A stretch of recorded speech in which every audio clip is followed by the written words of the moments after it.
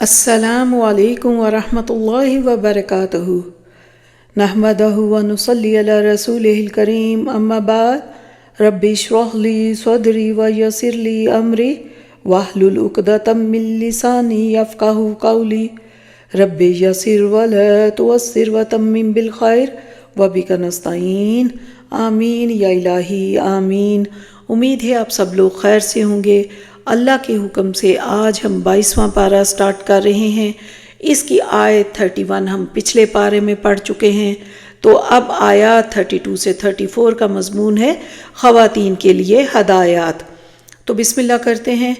اعوذ باللہ من الشیطان الرجیم، بسم اللہ الرحمن الرحیم۔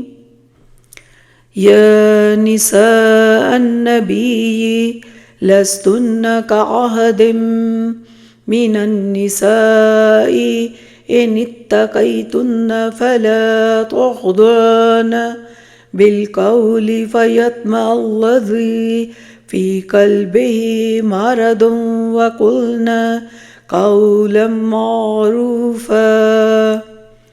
ان آیات میں ازواج مطہرات کو ان کا خصوصی مقام یاد دلا کر اہم ہدایات دی جا رہی ہیں۔ ازواج مطہرات امت کی تمام خواتین کے لیے ایک نمونہ ہے، تو ہدایات درج ذیل ہیں۔ نامحرم سے گفتگو کی ضرورت پڑ جائے تو لہجے میں نرمی سے اجتناب کیا جائے، صرف وہی بات کی جائے جو ضروری ہے۔ ایسا نہ ہو کہ لہجے کی نرمی سے کسی کا دل خاتون کی طرف مائل ہو جائے۔ پورے وقار کے ساتھ گھر کی چار دیواری میں رہا جائے اور انتہائی ضرورت کے بغیر گھر سے باہر نہ نکلا جائے۔ باہر نکلنے کی صورت میں شرم و حیا اور پردے کا پورا اہتمام کیا جائے۔ دور جاہلیت کی طرح زیب و زینت کی نمائش نہ کی جائے۔ باقاعدگی سے نماز ادا کی جائے، شرعی قواعد اور ضوابط کے مطابق زکوٰۃ ادا کی جائے، زندگی کے ہر معاملے میں اللہ اور رسول کی اطاعت کی جائے، قرآن و حدیث کی تعلیمات کو یاد رکھنے کا اہتمام کیا جائے۔ پھر آیت 35 میں ہے مردوں اور خواتین کے لیے 10 پسندیدہ اوصاف کا بیان۔ ان میں ہے کہ شریعت کے ہر حکم کے سامنے سر جھکانا، دل کی سچائی سے ایمان لانا، عاجزی سے اللہ اور اس کے رسول کے احکامات کی تابعداری کرنا، نہ صرف قول بلکہ کردار سے سچائی کی مثال قائم کرنا، ذاتی عمل میں استقامت، حق کی راہ کی مشکلات اور حادثات پر صبر و رضا کا مظاہرہ کرنا، ہر وقت اللہ کے لیے عاجزی اختیار کیے رکھنا، اللہ کی راہ میں صدقہ اور خیرات کرنا، اللہ کی رضا کے حصول کے لیے روزے رکھنا، اپنی عصمت اور عفت کی حفاظت اور کثرت سے اللہ سبحانہ تعالیٰ کو یاد کرتے رہنا۔ آیت کے آخر میں یہ تمام اوصاف والوں کو گناہوں کی بخشش اور شاندار اجر کی بشارت دی گئی ہے۔ اس کے بعد آیت 36 کا جو مضمون ہے حقیقی مومن اور حقیقی مومنہ کا طرز عمل، یہ آیت واضح کری کہ حقیقی مومن اور حقیقی مومنہ وہ ہیں جیسے ہی ان کے علم میں اللہ اور اس کے رسول صلی اللہ علیہ وسلم کا حکم آتا اس کے سامنے سر تسلیم خم کر دیتے ہیں۔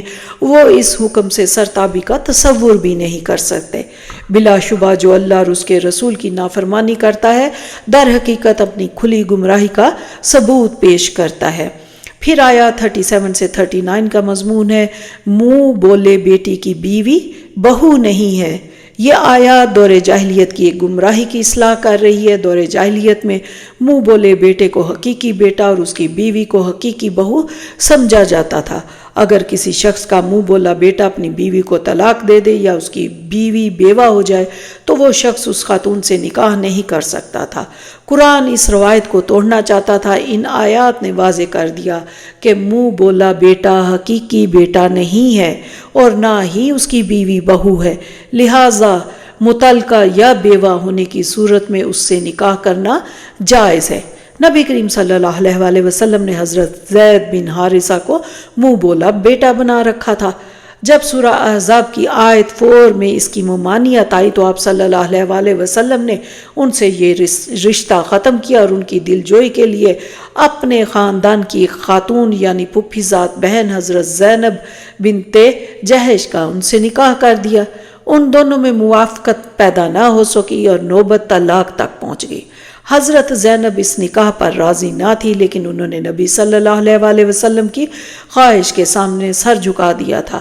اب طلاق کا معاملہ ان کے لیے باعث دکھ تھا۔ ان کی دل جوئی کی یہی صورت تھی کہ نبی صلی اللہ علیہ وسلم خود ان سے نکاح کریں، لیکن اس معاملے میں عرب کی بالا روایت آڑے آ رہی تھی۔ اس روایت پر ضرب کاری لگانے کے لیے ضروری تھا کہ آپ صلی اللہ علیہ وسلم حضرت زینب سے نکاح کریں، ورنہ یہ روایت کبھی ختم نہ ہوتی، اس لیے کہ آپ صلی اللہ علیہ وسلم آخری نبی ہیں۔ آپ کے بعد کوئی اور نبی آنے والا نہیں جو آ کر اس روایت کو ختم کرتا۔ بلا شبہ لوگوں کی طرف سے شدید مخالفت کا اندیشہ تھا، لیکن اللہ نے نبی کو متوجہ کیا کہ اللہ کے رسول صلی اللہ علیہ وسلم صرف اللہ سے ڈرتے ہیں، اور وہ لوگوں کے ڈر کی وجہ سے کسی جائز کام کو ترک نہیں کرتے۔ آپ لوگوں کی اصلاح کے لیے ہیں، لہٰذا حضرت زینب سے نکاح کر کے ثابت کر دیں کہ منہ بولا بیٹا حقیقی بیٹا نہیں، اس کی بیوی حقیقی بہو نہیں۔ اس کے بعد آیت 40 کا جو مضمون ہے، حضرت محمد صلی اللہ علیہ وسلم آخری نبی ہیں۔ یہ آیت نبی صلی اللہ علیہ وسلم کا مقام و مرتبہ بیان کر رہی ہے۔ آپ کا کوئی بیٹا نہیں، آپ صلی اللہ علیہ وسلم اللہ سبحانہ تعالیٰ کے برگزیدہ رسول ہے۔ آپ کی ذات اقدس پر نبوت کا سلسلہ اپنے اختتام کو پہنچ رہا ہے۔ اب قیامت تک کوئی نبی نہیں آئے گا۔ آپ صلی اللہ علیہ وسلم کے بعد جو شخص نبوت کا دعویٰ کرے گا وہ جھوٹا اور مکار ہے۔ پھر ارشاد نبوی صلی اللہ علیہ وسلم ہے سنن ترمذی میں، بے شک میری امت میں 30 جھوٹے مکار آئیں گے، ان میں سے ہر کوئی نبی ہونے کا دعویٰ کرے گا، حالانکہ میں آخری نبی ہوں، میرے بعد کوئی نبی نہیں آئے گا۔ پھر آیات 41 سے 44 کا مضمون، اللہ کا خوب ذکر کرو۔ ان آیات میں اہل ایمان کو تلقین کی گئی کہ وہ اللہ کا کثرت سے ذکر کریں، صبح و شام اس کی تسبیح میں مشغول رہیں۔ اللہ کے مومنوں پر بے شمار احسانات ہیں، وہ ہر وقت ان پر رحمتوں کا نزول فرماتا رہتا ہے۔ اس کے فرشتے بھی مومنوں کے حق میں دعائے رحمت کرتے ہیں۔ دنیا میں اللہ مومنوں کو اپنے خصوصی فضل سے گمراہیوں کے اندھیروں سے ہدایت کے نور کی طرف لاتا رہتا ہے، اور آخرت میں انہیں سلامتی کا تحفہ اور شرف و اکرام والا اجر عطا فرمائے گا۔ اس کے بعد آیات 45 سے 46 کا مضمون، نبی کریم صلی اللہ علیہ وسلم کی خصوصی شان۔ یہ آیات عظمت مصطفیٰ صلی اللہ علیہ وسلم کے درجہ ذیل مظاہر بیان کر رہی ہیں کہ نبی صلی اللہ علیہ وسلم گواہ ہیں، یعنی روز قیامت آپ صلی اللہ علیہ وسلم اللہ کی طرف سے امت کے بارے میں گواہی دیں گے کہ آپ نے ان تک اللہ کا دین پہنچانے کا حق ادا فرما دیا تھا۔ آپ صلی اللہ علیہ وسلم اعمال صالح کے حوالے سے بہترین اجر کی بشارت دینے والے ہیں۔ آپ نافرمانیوں کے حوالے سے برے عذاب سے خبردار کرنے والے ہیں۔ آپ نوح انسانی کو اللہ کی طرف بلانے والے ہیں۔ آپ صلی اللہ علیہ وسلم اپنی ذات مبارکہ میں ایک ایسا روشن چراغ ہیں جو بھٹکے ہوئے لوگوں کو سیدھی راہ اور سیدھی راہ پر چلنے والوں کو اعلیٰ سعادتوں کی منزل دکھانے والے ہیں۔ آیات 47 سے 48 کا مضمون ہے پھر نبی صلی اللہ علیہ وسلم کا معاملہ بندوں کے ساتھ۔ ان آیات میں نبی کو حکم دیا گیا کہ وہ مومن بندوں کو اللہ کی طرف سے بہت بڑے اجر کی خوشخبری سنا دے، اس کے برعکس کافروں اور منافقوں کے دباؤ کو قبول نہ کریں اور نہ ہی ان کی گستاخی اور شرارتوں سے رنجیدہ ہوں۔ اللہ پر بھروسہ کر کے حق کے مشن کو استقامت سے جاری اور ساری رکھیں۔ اللہ بہترین کارساز ہے، وہ ضرور گستاخوں کو رسوا کرے گا اور اپنے نبی صلی اللہ علیہ وسلم کو عظیم کامیابیوں سے سرفراز فرمائے گا۔ اس کے بعد آیت 49 کا مضمون ہے رخصتی سے پہلے طلاق کے بارے میں حکم۔ اگر ایک خاتون کو اس کا شوہر رخصتی سے پہلے طلاق دیتے تو وہ بغیر عدت کے کسی اور مرد سے نکاح کر سکتی ہے۔ عدت کی حکمت یہ ہے اگر طلاق دینے والے شخص سے کوئی اولاد ہونے والی ہے تو وہ ظاہر ہو جائے۔ جب رخصتی نہیں ہوئی تو اولاد کے ہونے کا سوال ہی پیدا نہیں ہوتا۔ اگر کسی خاتون کو رخصتی سے قبل طلاق دی جا رہی ہو تو شوہر کا اخلاقی فرض ہے کہ کچھ نہ کچھ دے کر اور خوبصورتی سے علیحدگی کے معاملے کو انجام دے۔ پھر آیات 50 سے 52 کا جو مضمون ہے نبی صلی اللہ علیہ وسلم کے لیے خصوصی معاشرتی احکامات۔ ان آیات میں نبی کو ایسے احکامات دیے گئے جو آپ صلی اللہ علیہ وسلم کے لیے خاص ہے اور ان کا دیگر اہل ایمان پر اطلاق نہیں ہوتا۔ یہ احکامات درج ذیل ہیں۔ آپ صلی اللہ علیہ وسلم 4 سے زائد نکاح بھی کر سکتے ہیں۔ آپ کسی خاتون سے بغیر مہر ادا کیے بھی نکاح کر سکتے ہیں۔ آپ صلی اللہ علیہ وسلم پر ازواج مطہرات کے درمیان عدل کرنا واجب نہیں۔ ایک مستند روایت کے مطابق آپ صلی اللہ علیہ وسلم نے 11 نکاح کیے۔ اس کے بعد اللہ تعالیٰ نے آپ صلی اللہ علیہ وسلم کو مزید نکاح کرنے سے منع فرما دیا۔ اس کے بعد آیات 53 سے 54 کا جو مضمون ہے کہ پردے کا حکم۔ ان آیات میں نبی صلی اللہ علیہ وسلم کے گھر کے حوالے سے درجہ ذیل احکامات دیے گئے۔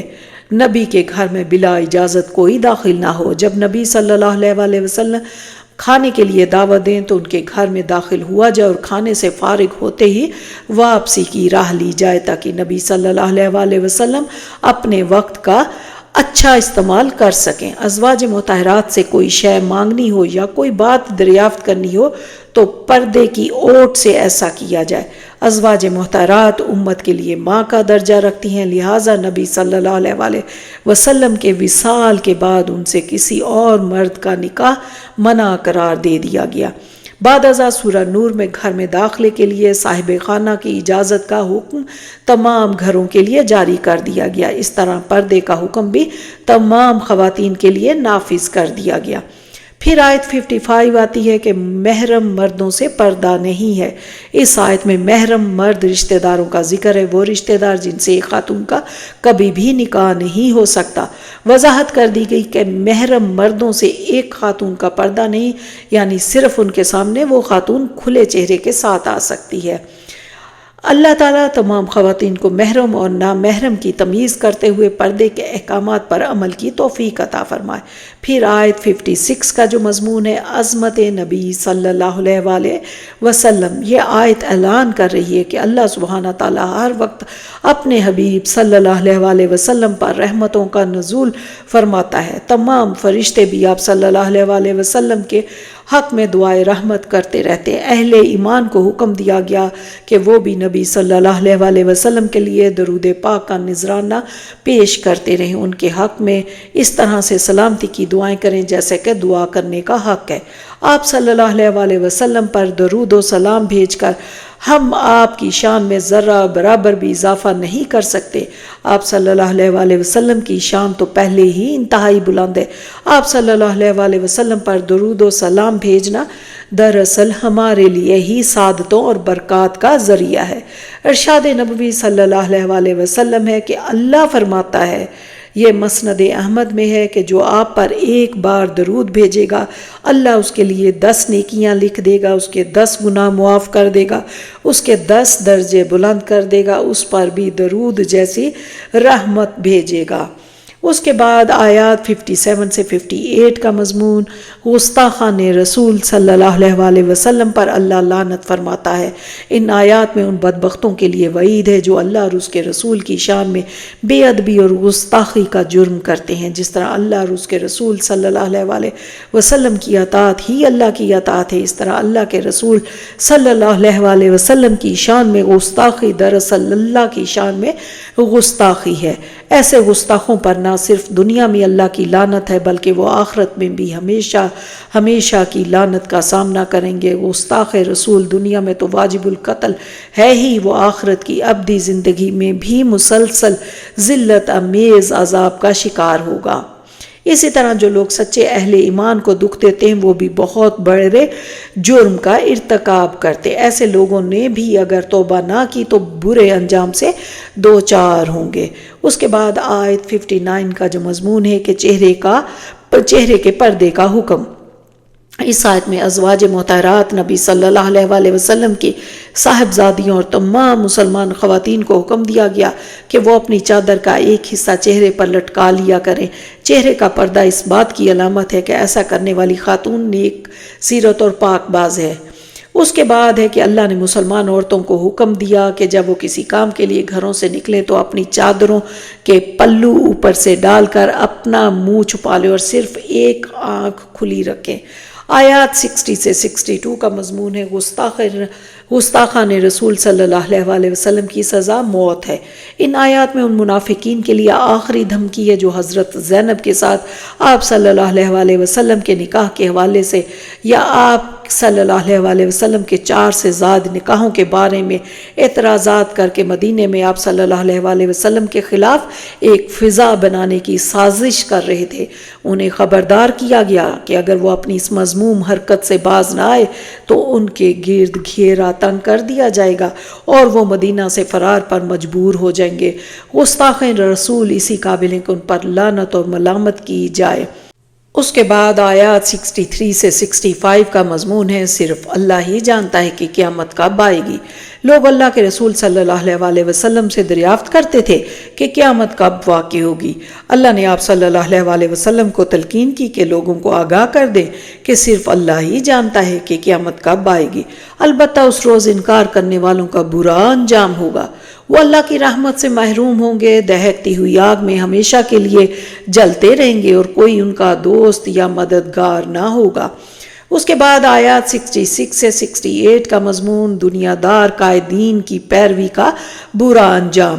روز قیامت جب مجرموں کے چہروں کو جہنم کی آگ میں الٹا پلٹا جائے گا تو حسرت سے فریاد کریں گے، اے کاش ہم نے اللہ اور اس کے رسول کی پیروی کی ہوتی، ہم نے دنیا دار بزرگوں کی پیروی کی جنہوں نے ہمیں گمراہ کیے رکھا۔ اے اللہ ان گمراہ کرنے والوں پر خوب لعنت ملامت فرما اور انہیں بڑھتے چڑھتے عذاب سے دوچار فرما۔ اس کے بعد آیت 69 کا مضمون اللہ کے رسول صلی اللہ علیہ وسلم کو مت ستاؤ۔ یہ آیت اہل ایمان کو نصیحت کر رہی ہے کہ کوئی ایسی بات یا ایسا کام نہ کرو جس سے اللہ کے رسول صلی اللہ علیہ وسلم کو دکھ پہنچے۔ ماضی میں بنی اسرائیل نے یہی جرم حضرت موسیٰ کے حوالے سے کیا۔ اللہ نے حضرت موسیٰ کو سرخرو کیا، وہ باعزت مقام پر فائز ہوئے، البتہ انہیں دکھ دینے والے ذلیل اور رسوا ہو کر نشان عبرت بن گئے۔ آیات 70 سے 71 کا مضمون زبان کی حفاظت سے کئی سعادتیں حاصل ہوتی ہیں۔ ان آیات میں اہل ایمان کو تلقین کی گئی کہ وہ اللہ کی نافرمانی سے اجتناب کریں، خاص طور پر زبان کی حفاظت کریں۔ زبان کی حفاظت ان کے اعمال کو سنوارتی ہے اور گناہوں کی بخشش کا ذریعہ بن جاتی۔ حقیقت یہ ہے کہ اللہ اور اس کے رسول صلی اللہ علیہ وسلم کی اطاعت ہی بھلائی کا وہ راستہ ہے جو عظیم کامیابیوں تک لے جاتا ہے۔ آیات 72 سے 73 کا مضمون انسانوں پر ایک امانت کی ذمہ داری۔ یہ آیات بیان کریں کہ اللہ نے ایک امانت کا بوجھ آسمانوں، زمینوں اور پہاڑوں پر ڈالا۔ وہ سب اس امانت کے بوجھ سے خوف زدہ ہو گئے، وہ یہ بوجھ اٹھانے سے انکار کرنے لگے، البتہ انسان نے اس بوجھ کو اٹھا لیا۔ وہ بڑا ہی ناانصاف اور نادان تھا۔ یہ امانت کیا ہے؟ اس حوالے سے مختلف آ رہا ہے۔ غور کیا جائے کہ وہ کیا شے ہے جو انسان میں اور باقی مخلوقات میں نہیں۔ غالباً یہی شے وہ امانت ہے جس کا ان آیات میں ذکر کیا گیا۔ یہ شے ہے اللہ کی روح جو انسان میں پھونکی گئی، اور اس روح کے بغیر انسان نیرا حیوان ہے اور واقع ناانصاف اور نادان ہے۔ انسان کے وجود میں اس روح کا مسکن دل ہے۔ وحی کا نزول اللہ کی یہ روح ہی برداشت کر سکتی تھی، اس لیے قرآن اللہ کے رسول صلی اللہ علیہ وسلم کے دل پر نازل ہوتا ہے۔ اس لیے سورہ شعراء میں بیان ہوا ہے کہ اس قرآن کو لے کر اترے ہیں حضرت روح الامین آپ صلی اللہ علیہ وسلم کے دل پر، تاکہ آپ صلی اللہ علیہ وسلم ہو جائے خبردار کرنے والے۔ ان حقائق کو اللہ کے رسول نے یوں بیان فرمایا، صحیح بخاری میں ہے، بے شک امانت انسانوں کے قلوب کی گہرائیوں میں نازل کی گئی، پھر انہوں نے قرآن سیکھا اور پھر سنت سیکھی۔ قرآن کے آنے کے بعد انسان 3 گروہ میں تقسیم ہو گئے: قرآن کی تعلیمات پر ایمان لانے والے جنہیں اللہ بھرپور اجر عطا فرمائے گا، قرآن کی تعلیمات کا کھلم کھلا انکار کرنے والے کافر اور مشرک جنہیں اللہ عذاب دے گا، پھر تیسرے وہ ہیں کہ ایمان اور کفر کے درمیان کی روش اختیار کرنے والے یعنی منافق جو جہنم کے سب سے نچلے درجے میں شدید ترین عذاب میں مبتلا ہوں گے۔ اس کے بعد سورہ سبا سٹارٹ ہوتی ہے۔ اس سورہ مبارکہ میں توحید باری تعالیٰ کا بیان اور شرک کی زوردار نفی کا مضمون بڑے تاکیدی اسلوب میں بیان ہوا ہے۔ اس کی آیات 1 سے 2 کا جو مضمون ہے عظمت باری تعالیٰ۔ یہ آیات اللہ سبحانہ تعالیٰ کی یہ شان بیان کری کہ اس دنیا میں کائنات کی ہر شے اللہ کی حمد میں مشغول ہے۔ آخرت میں اللہ کی حمد کا یہ ترانہ اور زور و شور سے جاری ہوگا۔ اللہ کی ہر تخلیق اور ہر فیصلے میں حکمت ہے، اسے ہر شے اور اس کے ہر عمل کی خبر ہے۔ وہ جانتا ہے کہ کیا شے زمین میں داخل ہوتی ہے اور کیا اس سے برآمد ہوتی ہے، کیا کچھ آسمان سے اترتا ہے، کیا کچھ آسمان کی طرف چڑھتا ہے۔ انسانوں کے اعمال کی تفصیل بھی اللہ تک پہنچتی ہے، لیکن وہ غفور الرحیم ہے اور بندوں کی اکثر خطاؤں سے درگزر فرماتا ہے۔ اس کے بعد آیات 3 سے 6 کا جو مضمون ہے ظہور قیامت۔ کفار دعویٰ کرتے تھے کہ نہ قیامت آئے گی نہ ہی حساب کتاب ہوگا۔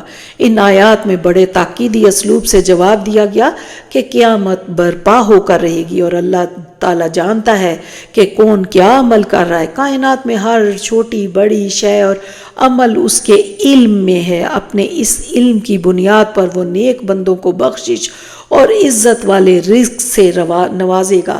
اس کے برعکس جو لوگ اللہ کے احکام پر عمل میں رکاوٹیں کھڑی کرتے ہیں وہ انہیں بدترین عذاب سے دوچار کرے گا۔ اس وقت علم و یقین رکھنے والوں کو عین الیقین حاصل ہو جائے گا کہ اللہ کی کتاب کی ہر بات برحق ہے اور یہی کتاب ہے جس نے اللہ کی سیدھی راہ کی طرف رہنمائی کی ہے۔ پھر آیات 7 سے 9 کا مضمون آخرت کا انکار کرنے والوں کے لیے دھمکی۔ نبی صلی اللہ علیہ وسلم مشرکین مکہ کو جب خبردار کرتے تھے کہ تمہیں مرنے کے بعد دوبارہ زندہ کیا جائے گا تو وہ آپ صلی اللہ علیہ وسلم کی شان میں گستاخی کرتے، آپ کی دی ہوئی خبر کو جھوٹ قرار دیتے اور پاگل کہہ کر آپ صلی اللہ علیہ وسلم کی توہین کرتے۔ اللہ نے گستاخوں کے گمراہ ہونے اور عذاب کا شکار ہونے کی خبر دی، مزید یہ کہ انہیں دھمکی دی اگر وہ اپنی گستاخیوں سے باز نہ آئے تو اللہ فوری طور پر انہیں زمین میں دھنسا دے گا یا آسمان کو ٹکڑے کر کے ان پر گرا دے گا۔ اللہ کے اس جلالی انداز بیاں میں باضمیر لوگوں کے لیے سامان عبرت ہے۔ پھر آیات 10 سے 11 میں حضرت داؤد پر اللہ کا فضل۔ ان آیات کا ذکر ہے۔ اللہ نے ان کے حمد کے ترانوں کی تاثیر بیان فرما دی تھی۔ جب وہ حمد کے ترانے پڑھتے تو پہاڑ بھی اللہ کے حکم سے وجد میں آ کر ان کے ساتھ شریک حمد ہو جاتے۔ اڑتے ہوئے پرندے بھی سرور و کیف کے ساتھ ان کی آواز میں آواز ملاتے۔ اللہ نے لوہے جیسی سخت دھات کو ان کے ہاتھ میں نرم کر دیا۔ وہ جس طرح چاہتے اسے مطلوبہ شکل میں ڈھال کر جنگی ضرورت کے لیے ہتھیار اور خاص طور پر زرہیں بناتے، ایسی زرہیں جو جسم کی حفاظت تو کرتی تھی لیکن ان کے جوڑ مجاہد کی حرکت میں رکاوٹ نہ بنتے تھے۔ یہ عنایات اللہ نے اس لیے کی تاکہ حضرت داؤد اللہ کی حمد بھی کرتے رہیں اور اس کی حکمرانی کے نفاذ کے لیے جہاد بھی جاری رکھیں۔ پھر آیات 12 سے 13 میں حضرت سلیمان پر اللہ کی عنایات کا بیان ہے۔ اللہ نے ہوا کو ان کے تابع کر دیا، وہ حکم کے مطابق چلتی تھی۔ ہوا کے دوش پر ان کا تخت آدھے دن میں اتنی مسافت طے کرتا تھا جتنی مسافت لوگ عام سواریوں پر 1 ماہ میں طے کر پاتے تھے۔ اللہ نے ان کے لیے پگھلے ہوئے تانبے کا ایک چشمہ جاری کر دیا تھا، اس کے ذریعے وہ تانبے کی کئی مصنوعات بناتے تھے۔ انتہائی طاقتور جنات ان کے اختیار میں دے دیے گئے تھے۔ وہ ان جنات سے عمارات کی تعمیر اور ان پر نقش و نگاری کا کام لیتے تھے۔ یہ جنات ایسے بڑے بڑے برتن بناتے جن میں حضرت سلیمان کے لشکر پانی پیتے تھے اور ایسی بڑی بڑی دیگیں بھی جن میں لشکروں کے لیے کھانا تیار ہوتا تھا۔ اللہ نے یہ عنایات حضرت سلیمان پر اس لیے کی تاکہ وہ اور ان کا پورا خاندان اللہ کے دین کی نصرت و نفاذ کے لیے سرگرم عمل رہے۔ اس کے بعد آیت 14 میں حضرت سلیمان کی وفات کا واقعہ۔ حضرت سلیمان کی وفات اس حالت میں ہوئی کہ وہ اپنے تخت پر کھڑے ان جنات کی نگرانی کر رہے تھے جو ایک تعمیری کام میں مشغول تھے۔ ان کا تخت فضا میں معلق تھا اور حضرت سلیمان اس پر اپنی عصا کو زمین پر ٹکا کر کھڑے تھے۔ ان کی اس حالت میں وفات کا کسی کو علم نہ تھا۔ جب دیمک نے ان کی عصا کی لکڑی کو نیچے سے کھا لیا اور وہ ٹوٹ کر گرا تو حضرت سلیمان کا تخت بھی زمین پر آ رہا۔ جنات افسوس کرنے لگے اگر انہیں حضرت سلیمان کی وفات کا علم ہو جاتا تو وہ فرار ہو جاتے اور مشقت والے کام میں لگے رہنے سے بچ جاتے۔ بلا شبہ اللہ کی قدرت کے سامنے ہر مخلوق عاجز اور لاچار ہے۔ اس کے بعد آیات 15 سے 19 کا جو مضمون ہے کہ نہ ناشکری کا انجام۔ ان آیات میں قوم سبا کی اللہ تعالیٰ کے 2 احسانات کے حوالے سے ناشکری کا ذکر ہے۔ اللہ نے قوم سبا کو وسیع اور ریز باغات کے 2 سلسلے عطا کیے تھے۔ ان باغات میں کثرت سے پھل لاتے تھے۔ اللہ کا حکم تھا کہ ان نعمتوں کو استعمال کرو، اللہ کا شکر ادا کرو۔ انہوں نے ناشکری کی، نعمتیں اللہ کی استعمال کی، لیکن اعمال اللہ کی نافرمانی والے کیے۔ اللہ نے ایک سیلاب کے ذریعے ان کے باغات اجاڑ دیے۔ اب ان باغات کی جگہ ایسی جھاڑیاں پیدا ہو گئیں جن کے میوے کڑوے اور انتہائی کم مقدار میں تھے۔ اللہ ہمیں نعمتوں کا شکر ادا کرنے کی توفیق عطا فرمائے۔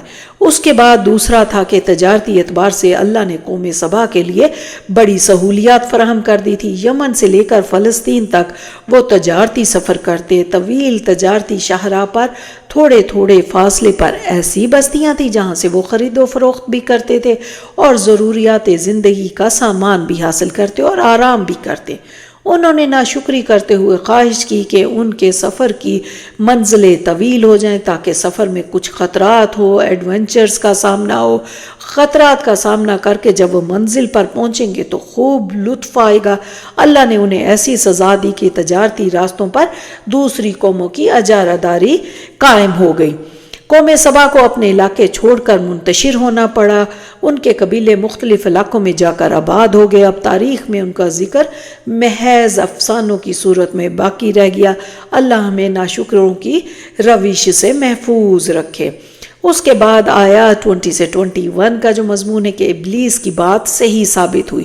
سورہ اعراف کی آیت 18 میں بیان ہوا کہ ابلیس نے نوع انسانی کے خلاف اپنے مذموم عزائم کے اظہار کے بعد اللہ کے سامنے دعویٰ کیا، وَلَتَجِدُ أَكْثَرَهُمْ شَاكِرِينَ، اللہ تو ان میں سے اکثر کو شکر گزار نہیں پائے گا۔ یہ آیات بیان کر رہی ہیں کہ قوم سبا کے طرز عمل نے ابلیس کے دعوے کو سچ ثابت کر دیا۔ حقیقت یہ ہے کہ اللہ نے ابلیس کو انسانوں کو گمراہ کرنے کا اختیار نہیں دیا۔ ابلیس کے ذریعے تو صرف انسانوں کا امتحان ہوتا ہے۔ جو انسان نہیں چاہتے کہ آخرت میں ان سے اعمال کے بارے میں باز پرس کی جائے، وہ خود ہی ابلیس کی ترغیبات کی طرف مائل ہوتے ہیں، اس کی پیروی کر کے جہنم کی راہ اختیار کرتے ہیں اور ہدایت سے دور ہو جاتے ہیں۔ پھر آیات 22 سے 23 کا مضمون ہے کہ کیا فرشتے انسانوں کے کام آ سکتے ہیں؟ مشرکین مکہ فرشتوں کو اللہ کی بیٹیاں قرار دے کر ان سے دعائیں کرتے تھے۔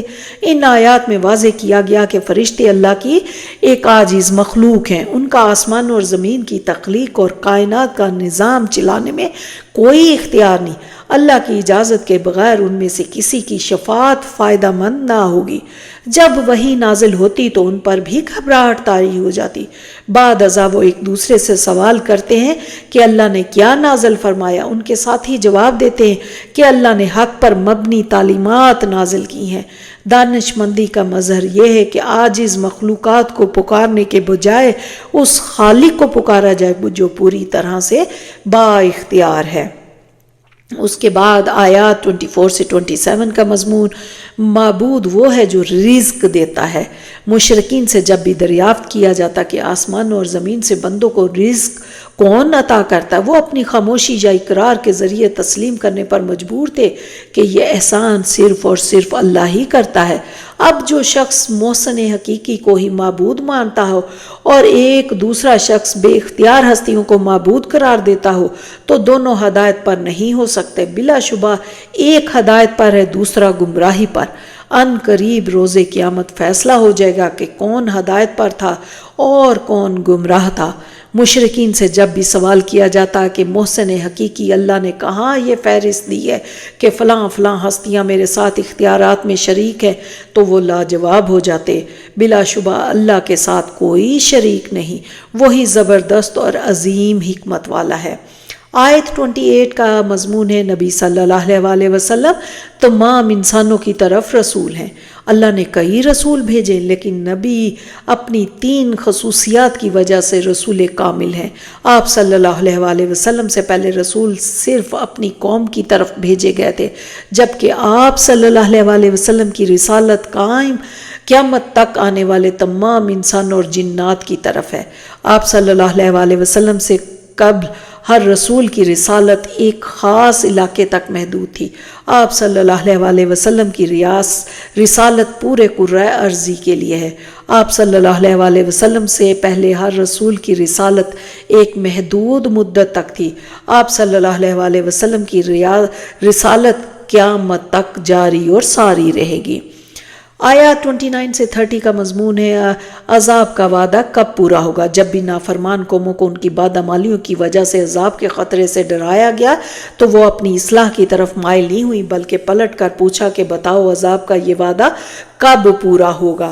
اس طنزیہ سوال کا جواب اسی لہجے میں یوں دیا گیا کہ عذاب تو واقع ہو کر رہے گا، جب وہ واقع ہوگا تو ایک لمحہ بھی مہلت نہیں دی جائے گی۔ خیر اسی میں ہے کہ عذاب کے آثار ظاہر ہونے سے پہلے توبہ کر لی جائے اور اللہ کی فرما برداری کا راستہ اختیار کیا جائے۔ پھر آیات 31 سے 33 کا مضمون دنیا دار قائدین کی پیروی کا انجام۔ وحی اور رسالت کا انکار کرنے والے بڑے تکبر سے کہتے ہیں کہ نہ ہم قرآن کو مانتے ہیں نہ ہی کسی سابقہ آسمانی کتاب کو۔ ایسے گمراہ کن تصورات رکھنے والے خود بھی بھٹکے ہوئے ہیں اور اپنی گفتگو کے ذریعے دوسروں کو بھی گمراہ کرتے ہیں۔ روز قیامت ان کی پیروی کرنے والے شکوہ کریں گے کہ تم نہ ہوتے تو ہم بھی سیدھی راہ پر چل کر کامیاب ہو جاتے۔ گمراہ کرنے والے پلٹ کر کہیں گے کہ ہمیں تم پر کوئی اختیار حاصل نہ تھا، تمہارے پاس ہدایت آ چکی تھی، تم خود جرائم کی لذت کے مزے جاری رکھنا چاہتے تھے اور اس کے لیے جواز کی تلاش میں تھے۔ پیروی کرنے والے کہیں گے کہ ہرگز نہیں، بلکہ تم نئے نئے دلائل پیش کر کے اپنے گمراہ کن نظریات کو ہمارے ذہنوں میں خوب پکا رہے تھے۔ شرک کے حق میں ایک سے بڑھ کر ایک جواز پیش کر کے تم ہی نے ہمیں توحید کی طرف آنے سے گمراہ کر دیا۔ اب وہ اپنے کیے پر پریشان ہوں گے، لیکن قیامت کے روز یہ ندامت فائدہ مند نہ ہوگی۔ گمراہ کرنے والے قائدین اور ان کے پیروکار جہنم کی آگ میں جلتے رہیں گے۔ آیات 34 سے 39 کا مضمون اللہ کی قربت مال و اولاد سے نہیں۔ ان آیات میں آگاہ کیا جا رہا ہے کہ جب بھی کسی بستی میں کوئی رسول آئے تو بستی کے آسودہ حال لوگوں نے پہلے ان کی مخالفت کی، دولت کی فراوانی اور اولاد کی کثرت کو اللہ کی رضا حاصل ہونے کی علامت قرار دیا اور دعویٰ کیا کہ ہمیں عذاب نہیں دیا جائے گا۔ جواب میں ارشاد فرمایا کہ یہ اللہ کے حکمت ہے، کسی کا رزق وسیع کرتا ہے، کسی کا محدود۔ البتہ اللہ کی قربت مال و اولاد سے نہیں اعمال سے ملتی ہے۔ اس کے بعد ہے کہ جو لوگ اللہ کے احکامات کی تبلیغ اور ان پر عمل میں رکاوٹ ڈالتے ہیں وہ تباہ و برباد ہوں گے۔ جو لوگ مال اور دولت کو نیکی اور بھلائی کے فروغ کے لیے لگاتے ہیں ان قریب اپنے مال کا کئی گنا اجر پائیں گے۔ پھر آیات 40 سے 42 کا مضمون مشرکین شیطانوں کی عبادت کرتے ہیں۔ روز قیامت اللہ تعالیٰ فرشتوں سے پوچھے گا کہ کیا مشرکین تمہیں خدا کی بیٹیاں قرار دے کر تمہاری عبادت کرتے تھے؟ فرشتے کہیں گے نہیں، بلکہ وہ شیطانوں کی عبادت کرتے تھے۔ گویا عبادت سے مراد دلی آمادگی سے کسی کی اطاعت کرنا ہے۔ شیطانوں نے مشرکین کو مشرکانہ تصورات سکھائے، انہوں نے یہ تصورات قبول کر کے شرک جیسے سنگین جرم کا ارتکاب کیا۔ فرشتے ان سے اللہ نے بیزاری کریں گے اور اللہ مشرکین سے فرمائے گا کہ اب چکھو اپنے شرک اور بدعمالیوں کا مزہ۔ آیات 43 سے 45 کا مضمون شرک کرنے والوں کی ہٹ دھرمی۔ کفار کے سامنے جب ایسی واضح آیات بیان کی جاتی جو توحید کی سچائی اور شرک کی گمراہی کو اچھی طرح ثابت کر رہی ہوتی تو وہ ہٹ دھرمی کا مظاہرہ کرتے ہوئے کہتے ہیں رسول محض ہماری طرح کے انسان ہیں جو ہمیں ان معبودوں کی بندگی سے روکنا چاہتے ہیں جن کی بندگی ہمارے آباء و اجداد کرتے چلے آئے ہیں۔ رسول کی تعلیمات اللہ کی طرف سے ہی نہیں ہے، یہ ان کے خود ساختہ تصورات ہیں۔ رسول کی تعلیمات دراصل ایک کھلا جادو ہیں جنہوں نے کئی انسانوں کی سوچ اور عمل کو بالکل ہی بدل کر رکھ دیا۔ اس ہٹ درمی کے جواب میں اللہ نے ارشاد فرمایا کہ وہ رسول کی دعوت پر تبصرے اپنی سوچ سے کر رہے ہیں۔ ان کے پاس اللہ کی طرف سے کوئی ہدایت نہیں جس کی بنیاد پر وہ اپنے اعتراضات پیش کر رہے ہوں۔ ہر رسول کے ساتھ ہٹ دھرمی کرنے والوں نے ایسا ہی طرز عمل اختیار کیا۔ ماضی میں یہ جرم کرنے والے انتہائی طاقتور تھے، لیکن اللہ کی پکڑ نے آخر کار انہیں نیست و نابود کر دیا۔ پھر آیات 46 سے 50 کا مضمون ہے کہ سمجھانے کا اسلوب۔ ان آیات میں مشرکین نے مکہ کو بڑی دل سوزی کے ساتھ دعوت دی گئی کہ وہ غور کریں۔ نبی صلی اللہ علیہ وسلم ہرگز کوئی مجنون نہیں، کیا کوئی مجنون اتنے اعلیٰ اخلاقی کردار کا حامل ہو سکتا ہے؟ نبی تمہارے خیر خواہ ہیں جو تمہیں دردناک عذاب سے محفوظ رکھنے کی کوشش کر رہے ہیں۔ نبی کی دعوت بے غرض ہے، وہ تم سے کوئی نذرانہ یا بدلہ نہیں مانگ رہے۔ نبی تمہارے سامنے ایسا حق بیان کریں جس کی صداقت کی گواہی تمہارے دل بھی دے رہے ہیں۔ حق نے آ کر واضح کر دیا کہ اللہ کے سوا دیگر معبود باطل ہیں، وہ نہ کوئی شے پیدا کر سکتے ہیں، نہ ہی اس کے ختم ہونے کے بعد اسے دوبارہ وجود میں لا سکتے ہیں۔ نبی صلی اللہ علیہ وسلم صاف صاف عاجزی کا اظہار کر رہے ہیں کہ اگر میں سیدھی راہ پر نہیں تو اس میں میرے نفس کا قصور ہے، اس کے برعکس اگر میں ہدایت پر ہوں جس کی گواہی تمہارے دل بھی دے رہے تو یہ اللہ کی عطا کردہ وحی کا فیض ہے۔ افسوس کہ اتنی واضح نصیحتوں کے آنے کے باوجود لوگ حق کا قبول کرنے سے انکاری ہیں۔ پھر آیات 51 سے 54 کا مضمون، عذاب آنے کے بعد توبہ قبول نہ ہوگی۔ ان آیات میں حق کا انکار کرنے والوں کو خبردار کیا جا رہا ہے کہ ڈرو اس وقت سے جب اللہ کی طرف کوئی آفت اچانک تمہیں آ کر گھیر لے گی۔ اس وقت تم لرزتے ہوئے اقرار کرو گے کہ ہم نے قبول کر لیا حق کو، لیکن اس وقت حق کی قبولیت اور اس کا ساتھ دینے والوں کا وقت گزر چکا ہوگا۔ پھر سورہ فاطر سٹارٹ ہوتی ہے۔ اس سورہ مبارکہ میں اللہ سبحانہ تعالیٰ کی عظمت، قدرت اور رحمت کے کئی مظاہر بڑے مؤثر اسلوب میں بیان کیے گئے ہیں۔ آیات 1 سے 4 کا مضمون اللہ کی قدرت کے مظاہر۔ ان آیات میں اللہ تعالیٰ کی قدرتوں کے مظاہر کا ذکر ہے کہ تمام آسمان اور زمین کا خالق اللہ ہے۔ اللہ نے فرشتوں جیسی عظیم مخلوق پیدا فرمائی، ان میں سے بعض کے 2، بعض کے 3 اور بعض کے 4 پر ہیں۔ اللہ اپنی تخلیق میں جس طرح چاہتا ہے اضافہ فرماتا ہے کیونکہ وہ ہر شے پر قدرت رکھتا ہے۔ اللہ بندوں کے لیے اگر اپنی رحمت کا فیض جاری فرما دے تو اسے کوئی نہیں روک سکتا۔ اللہ اگر بندوں پر اپنی رحمت کا دروازہ بند کر دے تو اسے کوئی کھول نہیں سکتا۔ اللہ ہی ہے جو ہر شے کا خالق ہے اور تمام مخلوقات کے لیے آسمان اور زمین سے رزق پیدا فرماتا ہے۔ بلا شبہ معبود حقیقی صرف اللہ ہے۔ پھر آیات 5 سے 7 کا جو مضمون ہے کہ دنیا اور شیطان کے فریب سے بچو۔ یہ آیات تمام انسانوں کو خبردار کر رہی ہیں کہ دنیا کی زندگی کی رہنائیوں میں کھو کر آخرت کو نہ بھول جائیں۔ کہیں ایسا نہ ہو کہ شیطان اللہ کی رحمت کا احساس دلا کر انسانوں کو گناہوں پر اور زیادہ جری اور بے باک کر دے۔ بلا شبہ اللہ رحیم اور غفور ہے، لیکن وہ نافرمانیوں پر سزا دینے والا بھی ہے۔ اس نے شریعت اس لیے دی کہ اس پر عمل کرو۔ اس کے بعد ہے آیت 8 جس کا مضمون ہے بد نصیبی کی انتہا۔ ایک انسان کی بد نصیبی اور محرومی کا آخری درجہ ہے کہ اس کا ضمیر مردہ ہو جائے اور وہ برائی پر ندامت کے بجائے فخر کرے۔ ایسا شخص توبہ اور اصلاح سے محروم ہو جاتا ہے اور اللہ اسے ہدایت نہیں دیتا۔ بلا شبہ ہدایت کل کی کل اللہ کی توفیق سے ملتی ہے۔ نبی صلی اللہ علیہ وسلم کو تسلی دی گئی کہ وہ برائیوں پر جری ہونے والوں کی محرومی پر حسرت نہ کریں۔ اللہ ہر شخص کی نیت سے واقف ہے اور بہتر جانتا ہے کہ کسے محروم رکھنا ہے اور کسے سعادت دینی ہے۔ پھر آیت 9 اور 10 کا مضمون زمین کو زندہ کرنے والا تمہیں بھی زندہ کرے گا۔ اللہ کی ایک شان یہ بھی ہے وہ ہواؤں کے ذریعے بھاری بھاری بادل اٹھا کر لاتا ہے، پھر ان بادلوں کے ایک مردہ زمین پر برسا دیتا ہے۔ بارش سے مردہ زمین میں زندہ اور سرسبز شاداب ہو جاتی۔ جو اللہ مردہ زمین کو زندہ کر سکتا ہے وہ روز قیامت تمام انسانوں کو بھی زندہ کرے گا۔ پھر عزت کل کی کل اللہ کے ہاتھ میں، جو عزت حاصل کرنا چاہے اسے چاہے کہ اللہ کا عطا کردہ پاکیزہ نظریہ قبول کرے، اس نظریے کی سربلندی کے لیے بھرپور جدوجہد کرے۔ اللہ کا پاکیزہ نظریہ قرآن حکیم ہے۔ اگر قرآن حکیم کو سمجھا جائے، اس پر عمل کیا جائے، اس کی دعوت کو پھیلایا جائے، اس کی تعلیمات کے نفاذ کے لیے تن من دھن لگایا جائے تو اللہ ایسے کرنے والے سعادت مندوں کو ضرور سرخرو فرمائے گا۔ پھر آیت 11 کا مضمون ہر انسان سراپا اللہ کے اختیار میں ہے۔ یہ آیت انسان پر اللہ کے کامل اختیار کا نقشہ کھینچ رہی ہے۔ اللہ ہی نے انسان کی تخلیق کا آغاز مٹی سے کیا، پھر انسان کی نسل کو نطفہ کے ذریعے سے آگے بڑھا رہا ہے۔ اللہ ہی ہے جو انسانوں کو جوڑوں کی صورت میں پیدا کرتا ہے، کب خاتون کے وجود میں حمل ٹھہرتا ہے، وہ کب بچے کو جنم دیتی، سب اللہ کے علم میں۔ اللہ جانتا ہے کون سا انسان عمر کے کس مرحلے میں ہے، اس کی مہلت عمر ختم ہونے میں کتنا وقت باقی ہے۔ تمام انسانوں کے بارے میں مکمل علم رکھنا اللہ کے لیے بہت آسان ہے۔ پھر آیت 12 کا مضمون دریا اور سمندر اللہ کی نعمت اور قدرت کے شاہکار ہیں۔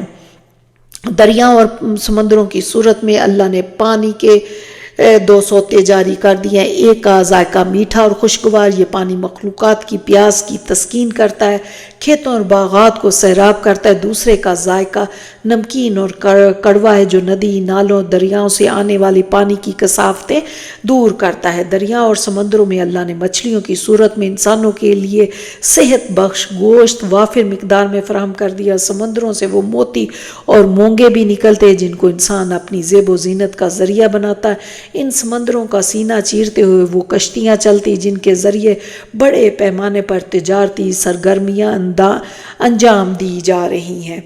پھر آیات 13 سے 14 کا جو مضمون ہے کہ خود ساختہ معبودوں کی بے بسی۔ ان آیات میں اللہ کے وسیع اختیار اور خود ساختہ معبودوں کی درماندگی کا بیان ہے کہ کائنات کا پورا نظام اللہ ہی کے حکم سے چل رہا ہے۔ رات اور دن کا الٹ پھیر، سورج اور چاند کی گردش اللہ ہی کے حکم سے جاری ہے۔ تمام مخلوقات کا رب اللہ ہے، ہر شے پر اسی کی بادشاہت اور اختیار قائم ہے۔ اللہ کے سوا جن خود ساختہ معبودوں کو پکارا جا رہا ہے وہ تو ایک کھجور کی گٹھلی سے لپٹی ہوئی جھلی کا بھی اختیار نہیں رکھتے۔ اگر انہیں پکارا جائے تو وہ نہیں سن سکتے، سن بھی لے تو حاجت روائی نہیں کر سکتے۔ یہ اللہ کا احسان ہے کہ اس نے ہمیں حقائق سے آگاہ فرما دیا تاکہ ہم حق کی پیروی کر کے برے انجام سے بچ سکیں اور ہمیشہ ہمیشہ کی راحتیں حاصل کریں۔ آیات 15 سے 18 کا مضمون اللہ غنی اور ہم فقیر ہیں۔ یہ آیات بندوں کو ان کی اوقات سے آگاہ کر رہی ہیں۔ تمام انسان اللہ کی عنایت کے محتاج ہیں، اس کے در کے فقیر ہیں، جبکہ اللہ تمام مخلوقات سے غنی ہے۔ کائنات میں اس کی حمد و ثنا جاری اور ساری ہے۔ وہ جب چاہے کسی قوم کو ہلاک کر دے، اس کی جگہ کسی اور کو دنیا کی نعمتوں کا امین بنا دے۔ روز قیامت ہر انسان اپنے اعمال کے ساتھ اللہ کی بارگاہ میں حاضر ہوگا۔ اس روز کسی گناہ گار کے گناہوں کا بوجھ کوئی دوسرا نہ اٹھا سکے گا۔ کوئی قریبی رشتہ دار بھی گناہ گار کی مدد کے لیے تیار نہ ہوگا۔ ان حقائق کا علم اسی انسان پر اثر ڈالتا ہے جس کا ضمیر زندہ ہوتا ہے، جو اللہ سے ڈرنے والا ہو، نماز کے ذریعے اس کی بارگاہ میں جھکنے والا ہو۔ اللہ کی یہ ہدایات بلا شبہ انسان ہی کی بھلائی کے لیے ہے۔ پھر آیات 19 سے 26 کا مضمون بے ضمیر انسان در حقیقت اندھا اور بہرا ہے۔ ایک بے ضمیر انسان اور ایک خوف خدا رکھنے والا انسان اسی طرح برابر نہیں ہو سکتے جس طرح اندھا اور دیکھنے والا برابر نہیں ہوتا۔ اندھیرے اور روشنی ایک جیسے نہیں ہیں، سایہ اور دھوپ ایک جیسے نہیں ہیں، زندہ اور مردہ برابر نہیں ہے۔ نبی صلی اللہ علیہ وسلم کو تسلی دی گئی کہ آپ صلی اللہ علیہ وسلم ایک بے ضمیر انسان کو نہیں جھنجھوڑ سکتے، کیونکہ باحیثیت انسان مردہ اور باحیثیت حیوان زندہ ہوتا ہے۔ آپ صلی اللہ علیہ وسلم بشارت دینے والے اور خبردار کرنے والے ہیں۔ آپ انہیں ترغیب دے سکتے ہیں یا عذاب الہی سے ڈرا سکتے ہیں، لیکن انہیں زبردستی سیدھی راہ پر نہیں لا سکتے۔ اس کے بعد آیات 27 سے 28 کا مضمون اللہ کی قدرت کا حسین کرشمہ۔ ان آیات میں بیان کیا گیا اللہ نے اس کائنات کو مختلف رنگوں سے سجا کر رونق بخشی ہے۔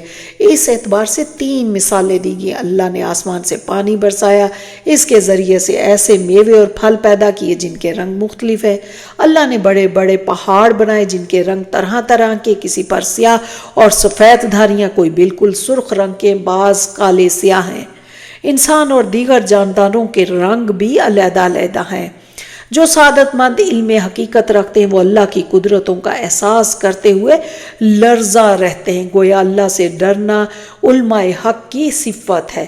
اللہ سے ڈرنا اس لیے ضروری ہے کہ نفع و نقصان کل اس کے ہاتھ میں، جب چاہے نفع روک لے اور ضرر لاحق کر دے۔ گناہ گاروں کو بخشنے والا بھی ہے، لیکن ایسا زبردست بھی کہ جس کی خطا پر چاہے پکڑ بھی کر سکتا ہے۔ پھر آیا 29 سے 30 کا مضمون، ایسی تجارت جس میں نقصان ہے ہی نہیں، ہر انسان نفع بخش تجارت کا خواہش مند ہوتا ہے۔ ان آیات میں ارشاد باری تعالیٰ ہے کہ جو لوگ پیروی کی نیت سے اللہ کی کتاب کی تلاوت کرتے ہیں، نماز کے ذریعے مسلسل اللہ کو یاد رکھنے کا اہتمام کرتے ہیں اور ظاہر اور پوشیدہ طور پر اللہ کی راہ میں مال خرچ کرتے ہیں، وہ در حقیقت ایسی تجارت میں مال اور جان کھپا رہے ہیں جس میں نقصان ہے ہی نہیں۔ اللہ تعالیٰ نہ صرف ان کی قربانیوں کا بھرپور صلہ عطا فرمائے گا بلکہ اپنے خزانہ قدرت سے مزید بھی نوازے گا۔ پھر آیا 31 سے 32 کا مضمون، قرآن حکیم کے حوالے سے 3 کردار۔ اللہ تعالیٰ ان آیات میں اعلان فرما رہا ہے قرآن حکیم ہی وہ واحد کتاب ہے جو مکمل طور پر حق ہے۔ اللہ نے لوگوں کو چن لیا اور انہیں قرآن حکیم پر ایمان لانے کی توفیق بخشی۔ ان لوگوں میں 3 کردار ہیں، وہ لوگ جو قرآن حکیم کی تعلیمات پر عمل سے گریز کر رہے، یہ بد نصیب اپنی ہی جانوں پر ظلم کر رہے۔ دوسرے وہ لوگ جن کا معاملہ میانہ روی کا ہے، وہ قرآن کی تعلیمات کے مطابق فرائض ادا کر رہے اور حرام سے اجتناب کر رہے۔ تیسرے ایسے باہمت لوگ جو قرآن حکیم کے احکامات پر عمل میں عزیمت کی راہ اختیار کرنے کی کوشش کر رہے، وہ نیکیوں میں سبقت لے جانے اور اللہ کی راہ میں سب کچھ پیش کرنے کا جذبہ رکھتے ہیں۔ بلا شبہ یہ طرز عمل اللہ کا بہت بڑا فضل ہے۔ پھر آیا 33 سے 35 کا مضمون، نیکیوں میں سبقت کرنے والوں کا انعام۔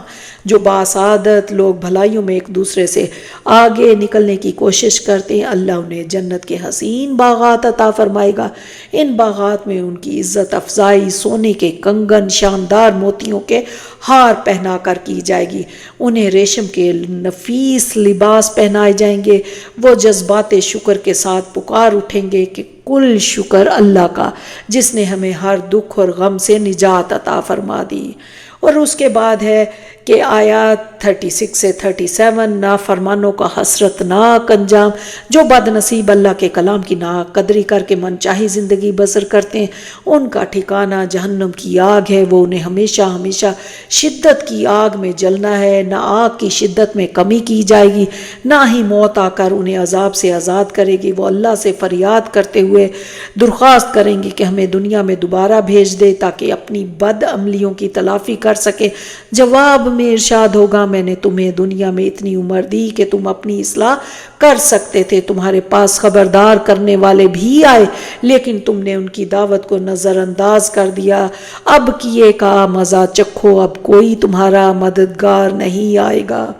اللہم لا تجعلنا منہم۔ پھر آیات 38 سے 39 کا مضمون، گھاٹے کا سودا مت کرو۔ ان آیات میں واضح کیا گیا کہ کائنات کا خالق اللہ اپنی اس کائنات کے ہر راز سے واقف ہے، وہ جانتا ہے انسانوں کے سینوں میں کیا ارادے اور راز پوشیدہ ہیں۔ اسی نے کائنات میں انسانوں کو خلافت یعنی عارضی اختیار دیا۔ ایسے لوگ بدبخت ہیں جو اللہ کے دیے ہوئے اختیار کا غلط استعمال کرتے ہیں۔ اس طرز عمل سے وہ اللہ کے غضب کو بھڑکاتے ہیں، در حقیقت اپنے لیے ہی گھاٹے کا سودا کر رہے ہیں۔ آیات 40 سے 41 میں ہے کہ خود ساختہ معبودوں نے کیا تخلیق کیا۔ یہ آیات شرک کرنے والوں کو للکار کر پوچھ رہی کہ اللہ کے ساتھ کسی کو شریک کرنے کا کیا جواز؟ اللہ نے تو اتنی بڑی کائنات بنائی، بتاؤ تمہارے معبودوں نے زمین یا آسمان میں کیا شے تخلیق کی؟ کیا نظام کائنات چلانے میں ان کا کوئی کردار ہے؟ کیا اللہ نے کسی کتاب میں بتایا کہ میرے ساتھ کچھ اور معبود بھی شراکت دار ہیں؟ ان کے اس جرم پر آسمان پھٹ پڑنے اور زمین ٹکڑے ٹکڑے ہونے کو یہ اللہ کی رحمت اور تحمل ہے کہ اس نے زمین اور آسمان کو تھاما ہوا ہے اور شرک کرنے والوں کو توبہ کرنے کی مہلت دے رہا ہے۔ آیات 42 سے 43 مشرکین مکہ کی محرومی۔ یہ آیات مشرکین مکہ کی محرومی کا ذکر کر رہی۔ وہ دعویٰ کرتے تھے کہ اگر ہمارے پاس کوئی رسول آیا تو ہم یہودیوں اور عیسائیوں کا طرز عمل اختیار نہیں کریں گے بلکہ پاکیزہ کردار کی اعلیٰ مثال پیش کریں گے۔ البتہ جب ان کے پاس اللہ کے رسول آ گئے تو ان کی سرکشی میں اضافہ ہو گیا، وہ تکبر کی آخری حدوں کو پہنچ رہے ہیں اور اللہ کے رسول صلی اللہ علیہ وسلم کے خلاف طرح طرح کی سازشیں کر رہے ہیں۔ وہ جان لیں کہ ان سازشوں کا نقصان انہی کو ہوگا۔ اور ماضی میں بھی سرکش قوموں کا برا انجام ہوا۔ آیات 44 سے 45 کا مضمون اللہ کو کوئی عاجز نہیں کر سکتا۔ اللہ تعالیٰ ان آیات میں نافرمانوں کو خبردار کر رہا ہے کہ وہ سابقہ قوموں کے انجام سے عبرت حاصل کریں۔ بلا شبہ اللہ کو کوئی عاجز نہیں کر سکتا۔ یہ اللہ کی رحمت ہے کہ وہ انسانوں کو ان کے جرائم کی فوری سزا نہیں دیتا۔ اگر وہ ایسا کرتا تو زمین پر کوئی جاندار نہ بچتا۔ انسان اپنے گناہوں کی وجہ سے ہلاک ہو جاتے ہیں۔ وہ گناہوں پر فوری پکڑ کے بجائے مہلت دیتا، البتہ جب مہلت ختم ہو جاتی ہے تو پھر اللہ بندوں کو دیکھ لیتا ہے، یعنی انہیں ان کے جرم کی سزا دیتا ہے۔ پھر سورہ یاسین سٹارٹ ہو رہی ہے۔ نبی صلی اللہ علیہ وسلم نے اپنے ایک مبارک ارشاد میں اس سورہ مبارکہ کو قرآن حکیم کا دل قرار دیا ہے۔ مسند احمد میں ہے کہ اور سورہ یاسین قرآن کا دل ہے، جو شخص اللہ کی رضا اور آخرت کے اجر کے لیے اس کی تلاوت کرتا ہے اس کی بخشش کر دی جاتی ہے، اسے اپنے مرنے والوں پر پڑھا کرو۔ اس کے بعد اس کی آیات 1 سے 6 کا جو مضمون ہے، حکمت بھرا قرآن آپ صلی اللہ علیہ وسلم کی رسالت پر گواہ ہے۔ قرآن حکیم ایسا حکمت بھرا کلام جس کی نظیر پیش کرنا کسی انسان کے لیے ممکن ہی نہیں ہے۔ آپ صلی اللہ علیہ وسلم کی زبان سے اس عظیم کلام کا جاری ہونا واضح ثبوت ہے کہ آپ اللہ کے رسول ہیں اور بالکل سیدھی راہ پر ہیں۔ اللہ نے آپ صلی اللہ علیہ وسلم کو اس لیے بھیجا کہ آپ ایک ایسی قوم کو بنفس نفیس آخرت کے حساب و کتاب کے حوالے سے خبردار کریں جس کے پاس حضرت اسماعیل کے بعد 2500 برس سے کوئی رسول نہیں آیا۔ یہی وجہ ہے کہ وہ قوم غافل ہے اور اسے غفلت سے نکالنا ایک بہت بڑی رحمت ہے۔ اس رحمت کا ظہور نبی صلی اللہ علیہ وسلم کی رسالت کی صورت میں واقع ہوا۔ آیات 7 سے 10 کا مضمون مشرکین مکہ ایمان نہیں لائیں گے۔ ان آیات میں اللہ نے اپنے محبوب صلی اللہ علیہ وسلم کی دل جوئی کا مضمون ارشاد فرمایا، جو کہ بار بار آ رہا ہے کہ اطمینان دلایا جا رہا ہے کہ آپ صلی اللہ علیہ وسلم بڑی دل سوزی سے مکہ والوں تک اللہ کا پیغام پہنچا رہے، لیکن ان میں سے اکثر ایمان نہیں لائیں گے۔ وہ تکبر کی اس آخری حد کو پہنچ گئے جس کی وجہ سے ان کے سر ایسے اکڑ گئے کہ اب جھکنے کا امکان ہی نہیں۔ نہ وہ ماضی کی عبرتناک داستانوں سے سبق لے رہے اور نہ ہی اپنے سامنے قدرت کی بے شمار نشانیوں سے یاد دہانی حاصل کر رہے ہیں۔ آپ صلی اللہ علیہ وسلم انہیں سمجھائیں یا نہ سمجھائیں، وہ ماننے والے نہیں ہیں۔ پھر آیات 11 سے 12 میں ہے کہ ہدایت کسے ملتی ہے۔ یہ آیات ایک اہم حقیقت سے آگاہ کری کہ اللہ کی آیات سے ہدایت وہی حاصل کرے گا جس کی نیت میں حق کی پیروی ہو۔ ایسے لوگوں کے دل اللہ کی خوف سے لرزا رہتے ہیں اور حق سامنے آتے ہی نہ صرف اسے قبول کرتے ہیں بلکہ اسے جاری اور ساری رکھنے کے لیے سرگرم ہو جاتے ہیں۔ ایسے لوگوں کے لیے بخشش بھی ہے اور عزت اور اکرام والا اجر بھی۔ اللہ کے ہاتھ میں ہے تمام مخلوق کی زندگی اور موت۔ ایک انسان کیا عمل آگے بھیج رہا ہے اور عمل کے کیسے اثرات دنیا میں چھوڑ رہا ہے، سب اللہ کے علم میں ہے۔ روز قیامت ہر انسان کا معاملہ اللہ کے اسی علم کی بنیاد پر ہوگا۔ آیات 13 سے 19 کا مضمون ماضی کی سبق آموز داستان۔ اللہ نے ایک بستی میں 2 رسول بھیجے، بستی والوں نے ان کی دعوت کو جھٹلایا تو اللہ نے مدد کے لیے ایک اور رسول بھیج دیا۔ قوموں نے رسولوں کی رسالت کا یہ کہہ کر انکار کر دیا کہ تم سب ہماری طرح کے انسان ہو، اللہ کسی انسان پر اپنا کلام نازل نہیں کرتا، تم لوگ رسالت کے جھوٹے دعوے کر۔ رسولوں نے انہیں یقین دلایا کہ ہم اللہ کے رسول ہیں، البتہ ہماری ذمہ داری تم سے حق کو قبول کروانا نہیں بلکہ تم تک صاف صاف حق پہنچا دینا ہے۔ قوموں نے گستاخی کی کہ تمہاری آمد کے بعد ہم پر مصائب آ رہے، اگر تم باز نہ آئے تو ہم تمہیں سخت سزا دیں گے یا پتھر مار کر سنسار کریں گے۔ رسولوں نے جواب دیا کہ تم پر مصائب تمہارے گناہوں کی وجہ سے آ رہے ہیں، تم محض اس لیے ہماری مخالفت کر رہے ہو کہ ہم نے تمہارے عقائد اور اعمال کی خرابی کو واضح کر کے تمہیں اصلاح کی دعوت دی ہے۔ اس کے بعد پارے کی آخری 2 آیات جس کا مضمون ہے کہ ایک مرد مومن کا اعلان حق۔ رسولوں کی دعوت کے جواب میں بستی والے گستاخیوں اور دشمنی کی انتہا کو پہنچ گئے اور قریب تھا کہ وہ رسولوں کے خلاف کوئی مجرمانہ قدم اٹھانے کی کوشش کرتے۔ ایسے میں بستی والوں سے ایک مرد مومن بڑی تیزی کے ساتھ دوڑتا ہوا آیا۔ اس نے قوم کو یاد دلایا کہ اللہ کے رسول ایسے پاک باز بندے ہیں جو تم سے کوئی نذرانہ یا بدلہ نہیں مانگ رہے۔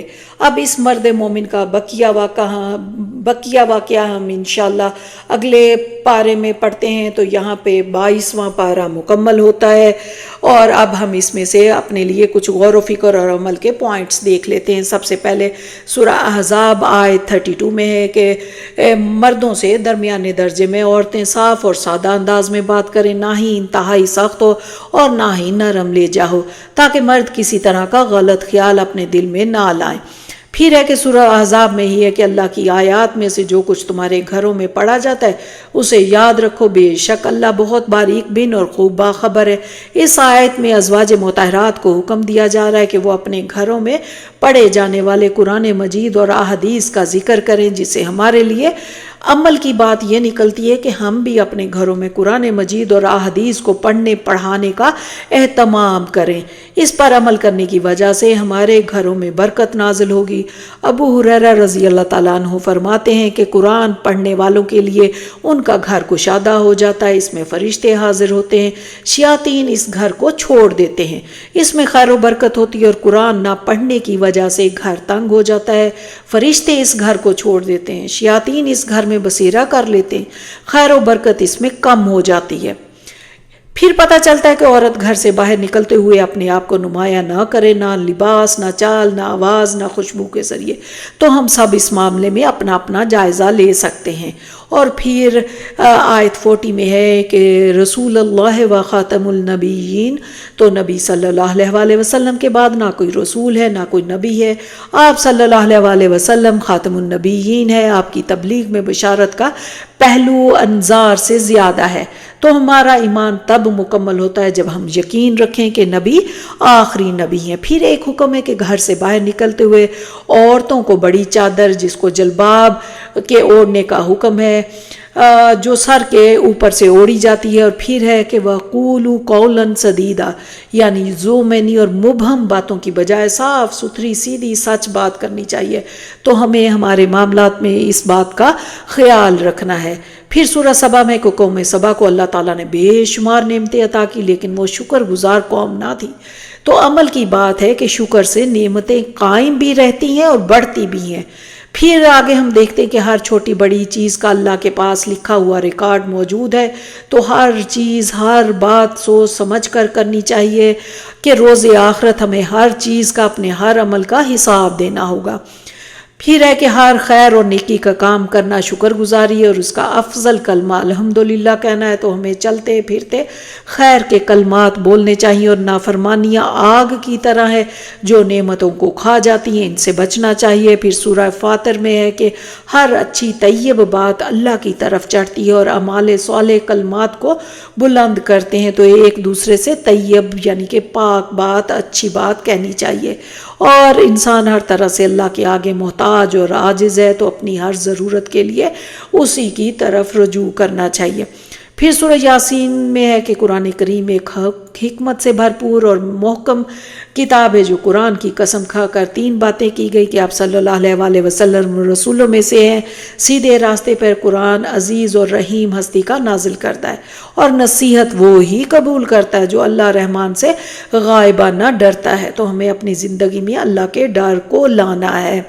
پھر دیکھتے ہیں کہ انسان اپنی زندگی میں جو بھی عمل کرتا لکھا جاتا ہے، اس کے نیک اعمال، نیک اولاد، گواہیاں، علمی ورثہ، صدقہ جاریہ کے کام، نیکی اور بدی کی طرف چل کر جانا، یہ سب کچھ لکھا جا رہا ہے۔ تو ہمیں ہر چیز کو بہت سوچ سمجھ کر کرنا ہے، اور اس پہ غور و فکر کرنا ہے۔ آخر میں اللہ سے دعا ہے کہ ہم سب کو ہدایت کے راستے پہ رکھے، آمین۔ ربنا تقبل منا انک انت السمیع العلیم وتب علینا انک انت التواب الرحیم۔ السلام علیکم ورحمۃ اللہ وبرکاتہ۔